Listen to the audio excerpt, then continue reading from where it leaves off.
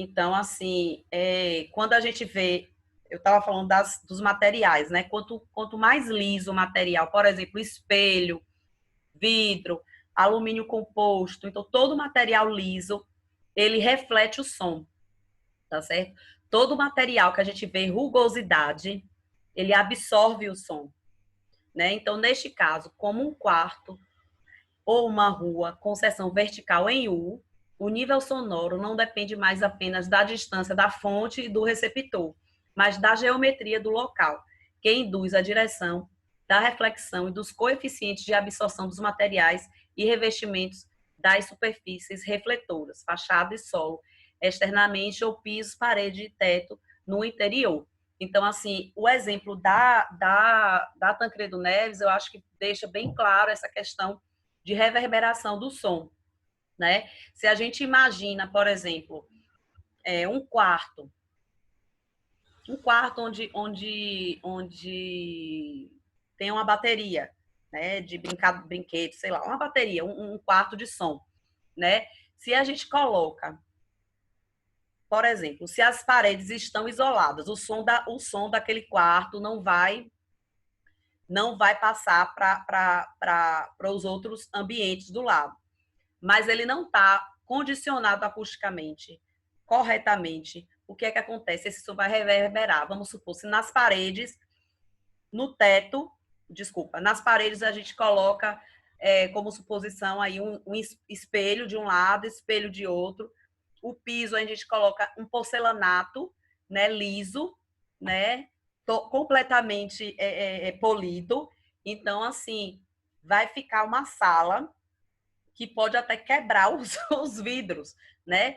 Por conta da fonte sonora da banda. E esse som, ele vai rebater no teto, a fonte sonora, que é o instrumento, né? A bateria. Vai bater no chão, vai sair por qualquer via, né? Enfim, de dentro ali daquele campo e vai começar a rebater. Aí bate no chão e rebate no determinado local da parede e rebate na outra parede. Isso até o teto, né? Isso até o teto. Então, assim, se não tiver nenhum tipo de material isolante e tiver um outro apartamento acima desse teto, as pessoas vão ouvir esse som, né? A pessoa de cima, né? Se só tiver isolado as paredes lá lateral. Então, assim, é somente para exemplificar, tá certo? Tá tudo ok até agora? Então, a fonte Sim. sonora, né, é o elemento responsável pela emissão do som. Pode ser classificada como desejável, indiferente ou incômoda, de acordo com o desejo e posição do receptor. Fixas, indústrias, canteiros de obras e boates, ou móveis, veículos. Direcional, o som emitido é mais intenso em uma determinada direção, ou omnidirecional. O som emitido se distribui uniformemente em todas as direções. Né? Pontual, linear ou de superfície. Dependendo da distância, fonte e do receptor, a escala do problema e da escala do problema analisado. Então, assim, o som, esse elemento responsável da emissão do som, ele pode ser, né, o pontual, né, a fonte sonora, onde as dimensões da fonte são insignificantes em relação à distância do receptor, é sempre um veículo, isoladamente uma fábrica dentro do contexto de uma cidade. Então, se a fonte sonora ela está isolada, ela vai emitir som, só que esse som vai ser pontual ali, não vai criar incômodo para outras pessoas, porque ele está ali pontualmente. Linear. Uma das suas dimensões é significativa em relação à distância da fonte receptor. Exemplo, uma via de tráfego de veículos, como o que eu falei agora, né, para vocês. De superfície, quando as ambas dimensões são significativas. Então, uma fábrica no contexto de uma quadra, né, de uma quadra de um bairro. Então, se você tem uma fábrica que emite sons dentro de um bairro, fica algo que atrapalha muito, muito o conforto acústico de dentro do ambiente. Quando a gente tem uma construção, não sei se vocês já experimentaram, né, uma construção de alguma coisa perto da sua casa, né? Aqui no meu, como eu moro aqui há muitos anos nesse local que eu moro, há mais de 20 anos, eu vi construir todos os prédios de todos os meus vizinhos. Então, assim, é um sofrimento, né? É um sofrimento. Porque o som incomoda, porque, óbvio, você vai estar construindo, você tem a marreta, você tem, enfim, é muita zoada, né? Mas ali é uma coisa que vai passar, né? Eu sempre ficava pensando desse jeito, mas só para exemplificar, né? Que quando a gente tem num contexto essa fonte sonora dentro de um bairro, aí muda, né? Porque vai e gera incômodo.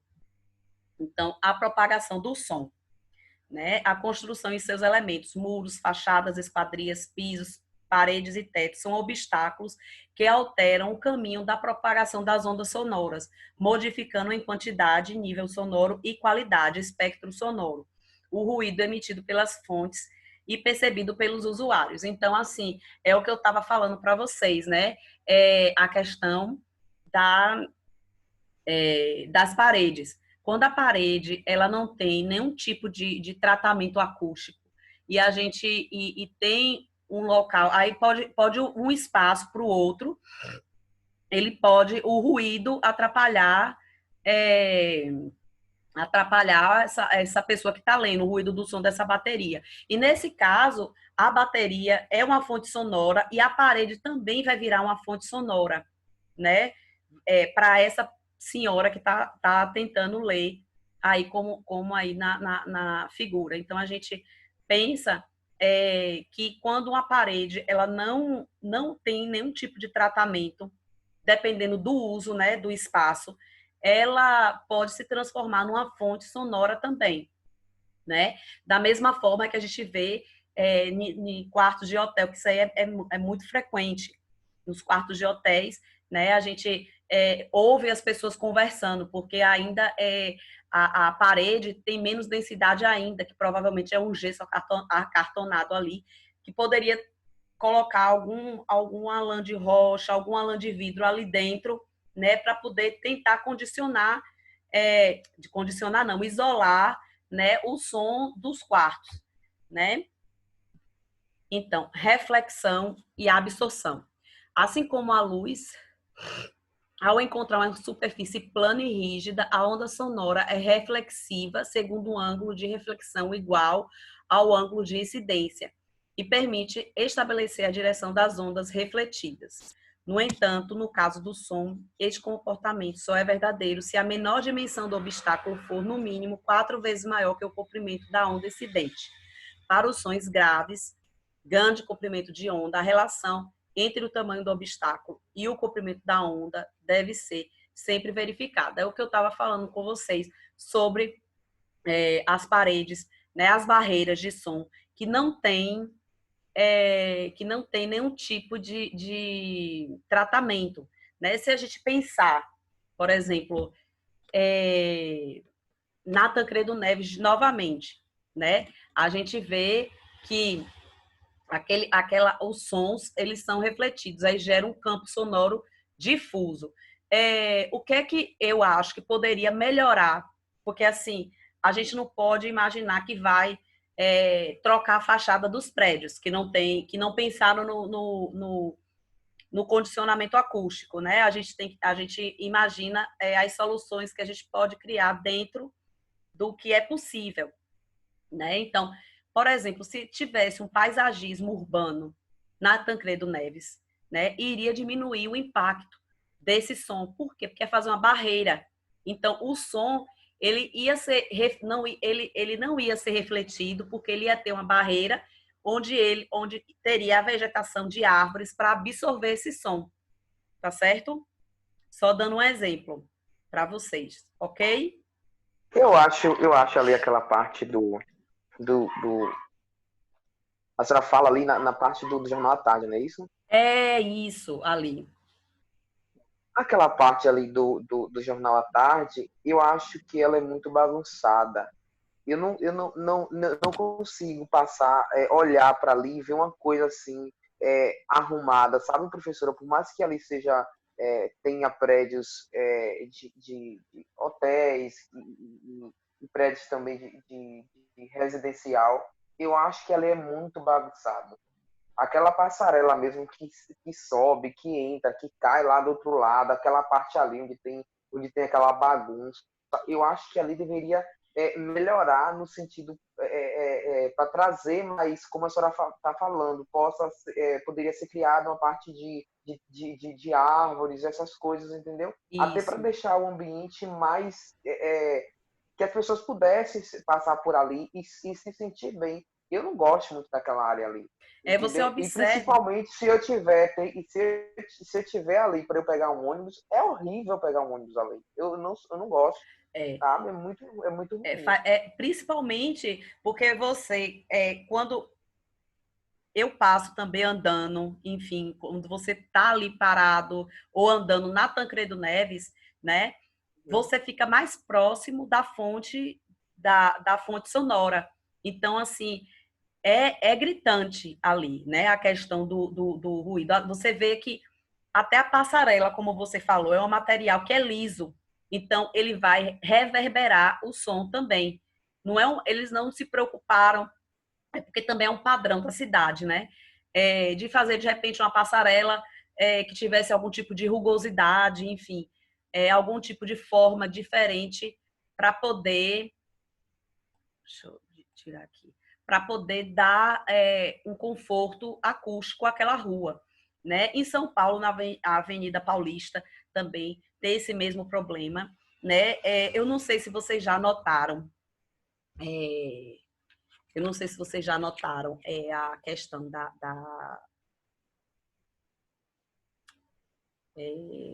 a questão das pessoas que vão em João Pessoa. Muitas pessoas gostam da cidade, né? Falam muito da cidade, falam bem da cidade. A cidade é bem arborizada, é a cidade mais arborizada do Brasil, né? Mas assim, o que é que você observa? Além de dar o bem-estar, que as pessoas se sentem, diminui a questão térmica, né, do espaço, você traz mais, enfim, humaniza mesmo a rua, né, a parte urbana, você diminui também a questão acústica do som. Por exemplo, se você vai fazer uma corrida, você vai fazer uma caminhada em lugar que é muito zoada, é um incômodo, né? Então, assim, você tem que botar um fone de ouvido para andar em determinada via, enfim, para poder se concentrar na sua atividade que você está fazendo, né? Porque você fica num ambiente completamente agitado, né? Então, lá é um discurso de todo mundo que vai em João Pessoa, né, diz que se sente bem na cidade, que a cidade é maravilhosa no sentido, sem ser o Rio de Janeiro, né, mas é porque a parte urbana ela é muito arborizada, né? Então, quando você arboriza uma cidade, né, você pensa na vegetação, no paisagismo urbano, você melhora a qualidade do som e faz uma barreira mesmo do som e dessas fontes sonoras dentro dos ambientes, dos espaços que são construídos, tá certo? Então, um ruído pode atravessar uma parede, ainda que ela não apresente nenhuma abertura. O que ocorre é que, ao ser atingida por uma onda sonora, a parede vibra e passa a funcionar uma nova fonte. Nesse caso, podemos dizer que o som foi transmitido pela parede. Então, quando eu estava falando para vocês, a gente tem uma incidência de som por esse rapaz que está tocando a bateria. Esse som vai para a parede, né? Essa parede começa a trepidar, então aí você tem duas fontes sonoras que vai para dentro do ambiente, né? Então, se você isola essa parede, né, com algum material,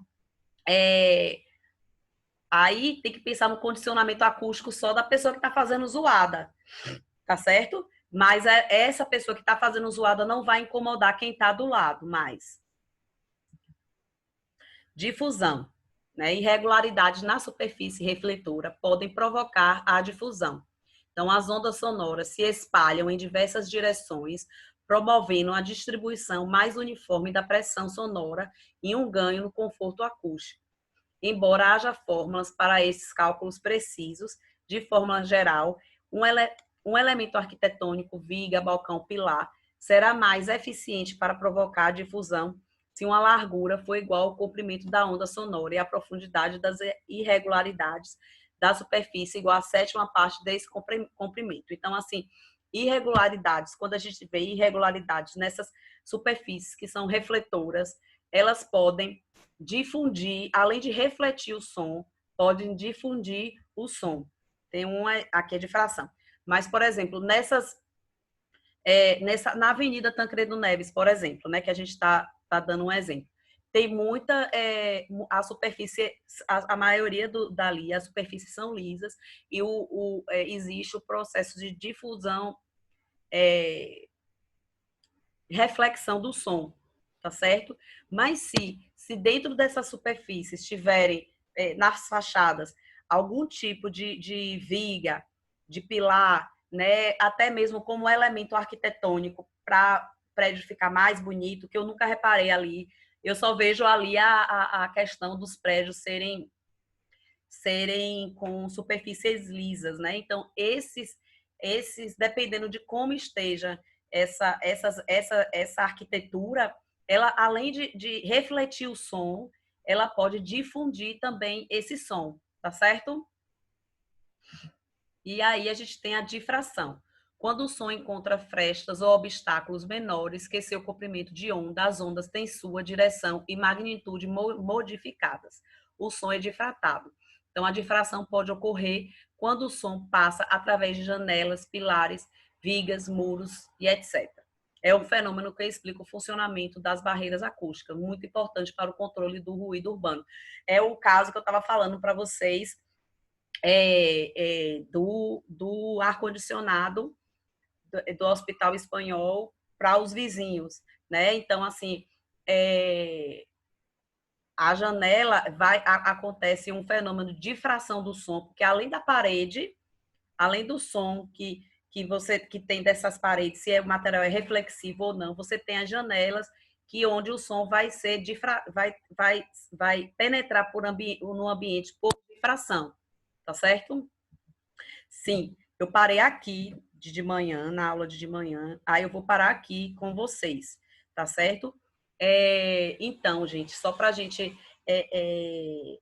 fechar, assim, a parte acústica, né? A gente tem que pensar no isolamento e no condicionamento, né? Os ruídos, né? Eles podem ser por reflexão, eles podem vir livremente, né? As fontes podem transmitir, né, esse som de maneira livre, de maneira reflexiva. Esses sons das fontes podem ser reflexivos, eles podem sofrer difração ou difusão, né? Mas nesse momento, assim, tem essas terminologias, essas novas, de repente, palavras que a gente está conhecendo, mas a grande importância é a gente saber identificar quando a gente precisa isolar e quando a gente precisa condicionar o ambiente. Na próxima aula eu até parei, dei uma parada ali, porque a gente vai começar a falar dos casos, né, e de materiais também, e dar alguns exemplos de como a gente pode promover o conforto acústico dentro dos ambientes, tá certo? E a gente vê uma importância grande, né, do conforto acústico, porque se a gente não tem conforto acústico dentro dos ambientes, a gente sofre, né, tem um sofrimento, gera um desconforto e, como eu falei, pode gerar até alguma patologia, tá certo? Vocês tiveram alguma dúvida até aqui? Eu queria perguntar, Bia, por exemplo, um isolamento acústico. Necessariamente você faz teto, paredes e piso. Quando você Isso, faz um isolamento acústico, você sempre vai fazer de todos isso. esses lados, vamos dizer Se assim. você precisar E, isolar, e o mesmo material que você faz isolamento, você pode usar para fazer o condicionamento também? pode. O mesmo material. E a gente vai ver, tem uma série de materiais que a gente pode estar fazendo, né? E o ideal é que a gente sempre pense no conforto acústico. No início, a gente faz o projeto, mas é sempre no início da obra. O que eu faço, né? Principalmente em obra comercial, que eu detecto que precisa de um projeto mais aprofundado de acústica, eu coloco para a pessoa assinar. Que tem gente que não quer fazer por conta de custos, né? Um projeto compartilhado. Porque tem tem alguns elementos, desculpa, tem alguns espaços que a gente introduz determinados elementos que a gente consegue fazer o condicionamento, né? Recentemente eu fiz um salão que precisava de condicionamento acústico. Precisava de isolamento, né? Porque tem o som da rua que afetava a recepção e o condicionamento dentro da sala de cabeleireiro, né? Por conta do secador. Então, assim, se a gente, quando a gente vê na tabela, depois eu vou mandar as tabelas das NBRs, a gente vê a quantidade de som que, por exemplo, o secador, nesse caso, é uma fonte sonora. Ele emite 10 decíbeis de som, por exemplo. Então, assim, se você tem numa sala 10 secadores de cabelo, só aí você vai ter muito som, né? E aí você vai ver que dentro de uma sala enfim, dentro de uma sala um salão de beleza, é adequado ter determinado valor de som, né?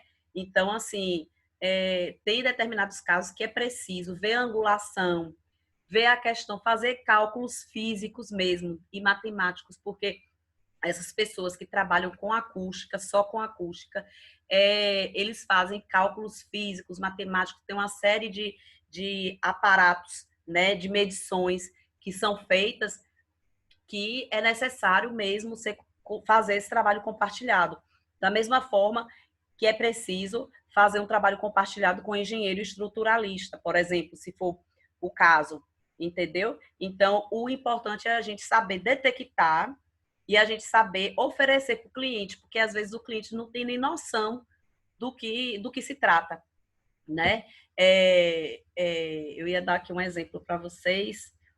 Por exemplo, mas aí depois eu falo desse exemplo, para não me dar problemas. Depois eu vou desligar. Eu vou fazer assim, eu vou desligar aqui a gravação para eu dar um exemplo para vocês, viu?